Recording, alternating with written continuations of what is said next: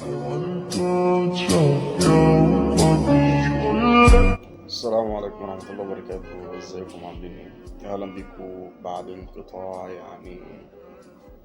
طويل جدا طويل جدا جدا جدا. يا رب تكونوا بخير.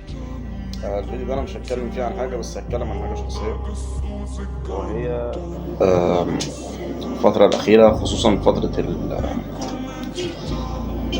امتحانات الهيئات والاختبارات العسكرية والكلام ده كله. يعني في ناس كتير اتواصلت معايا عشان تدريب والكلام ده. انا مش ماسك صالة او مش بدرب في مكان.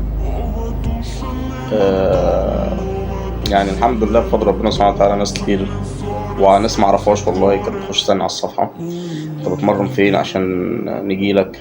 اهتمام ومش اهتمام. السبب اللي انا يعني هتكلم عنه زي ما تقولوا كده بجراءة شوية، او يعني هقول وخلاص، وهو ان الجيمات في السويس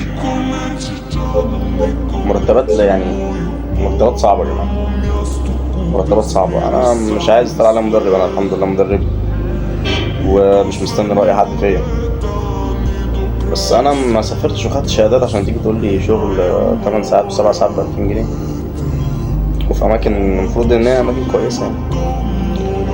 فانا مش بعيب على اللي بيعرف، انا بعيب على اللي بيروح. انت يعني